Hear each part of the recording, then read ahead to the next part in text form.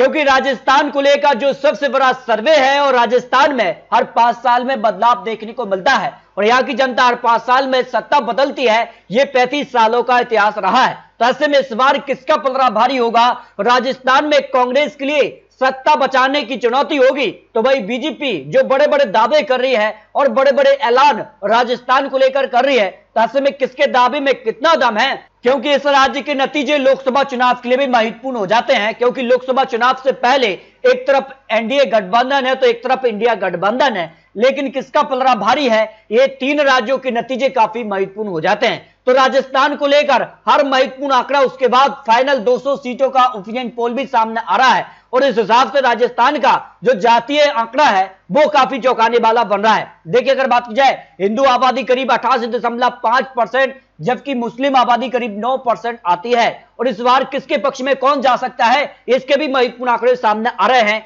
जो पीएससी के आंकड़े सामने आ रहे हैं। जबकि अगर बात की जाए तो राजस्थान में दलित वोट बैंक करीब 18% है, आदिवासी वोट बैंक करीब 14% आता है, जो पीएससी के आंकड़ों के हिसाब से जानकारी निकलकर आ रही है। जबकि राजस्थान में अगर यानी सामान्य वर्ग से 7% ब्राह्मण वोट बैंक, 6% राजपूत, वैश्य से 4%, अन्य 2% यहां पर आते हैं, यानी काफी महत्वपूर्ण यहां पर हिंदू वोट बैंक होता है। जबकि अगर बात की जाए अन्य ओबीसी वर्ग से यहां पर 40% यहां पर आबादी आती है, जिसमें गुर्जर 5%, जाट वोट बैंक 10%, 4% माली, अन्य परसेंट जो 21% आते हैं, यानी सबसे ज्यादा यहां पर ओबीसी समुदाय आता है। और यहां पर किसका पलड़ा भारी होगा, इसके भी आंकड़े सामने आ रहे हैं। जो 5 रीजन है और 5 रीजन को लेकर यहां पर जो ओपिनियन पोल है वो काफी चौंकाने वाला सामने आ रहा है, जिसमें 43 सीटें मेवाड़ रीजन से आती हैं और यहां पर अजमेर से 8 सीटें, उदयपुर से 8 सीट, इस तरह से अगर बात की जाए तो काफी बड़े जिले आते हैं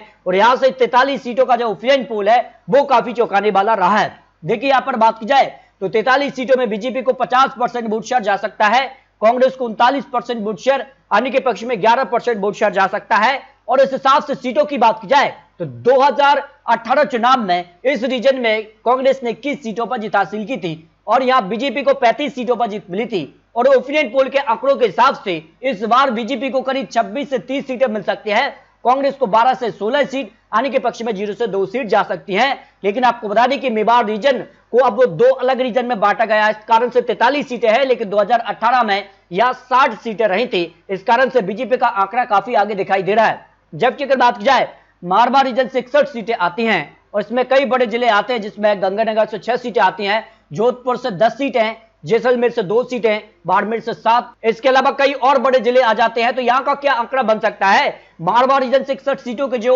ओपिनियन पोल है उस पर बीजेपी को 42% वोट शेयर, कांग्रेस को 40%, अन्य के पक्ष में 18% वोट शेयर जा सकता है। जब इस वोट शेयर को सीटों में कन्वर्ट किया जाए तो 61 सीटों में से बीजेपी को 30 से 34 सीटें मिल सकती हैं, कांग्रेस को यहां 25 से 29 सीट, अन्य के पक्ष में 0 से 4 सीट जा सकती है। 2018 में कांग्रेस ने 29 सीटें हासिल की थी और बीजेपी ने 24 सीट, लेकिन आज के ओपिनियन पोल में यह बीजेपी आगे दिखाई दे रही है, जबकि कांग्रेस यहां पीछे दिखाई दे रही है। इस हिसाब से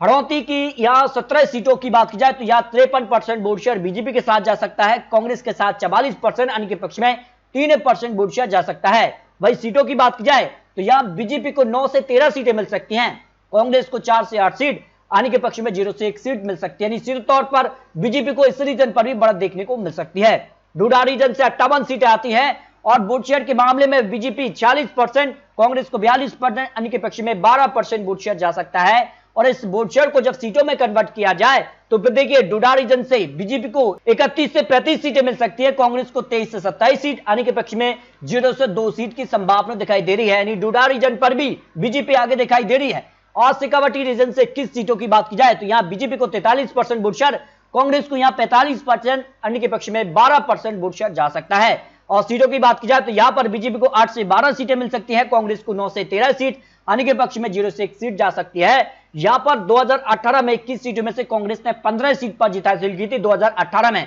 वहीं बीजेपी केवल 4 सीटों पर रही थी, लेकिन इस बार बीजेपी को बढ़त देखने को मिल सकती है। इस तरह से अगर बात की जाए राजस्थान की सभी 200 सीटों पर जो सी वोटर का फाइनल आंकड़ा है राजस्थान को लेकर, उसमें वोट शेयर में बीजेपी 40%, कांग्रेस को 41%, अन्य के पक्ष में 13% वोट शेयर जा रहा है। इस तरह से अगर बात की जाए राजस्थान को लेकर जो सी वोटर का फाइनल ओपिनियन पोल 200 सीटों का सामने आ रहा है, उसमें बीजेपी को 109 से 119 सीटें मिल सकती हैं। वही कांग्रेस को 78 से 88 सीट, अन्य के पक्ष में 1 से 5 सीट जा सकती हैं। इस हिसाब से अगर बात की जाए तो राजस्थान में जो 101 सीटों पर बहुमत का आंकड़ा मिलता है, उस आंकड़े को बीजेपी अपने दम पर छूती नजर आ रही है, जबकि कांग्रेस यहां पर 78 से 88 सीटों के आसपास दिखाई दे रही है। इस हिसाब से जनता जिस कार से हर 5 साल में सत्ता बदलती है, उसी आंकड़े को दोहराती नजर आ रही है। यानी 2023 में आज अगर विधानसभा चुनाव राजस्थान में होते हैं तो फिर बीजेपी को बहुमत का आंकड़ा मिल सकता है, लेकिन कांग्रेस कड़ी टक्कर यहां दे सकती है।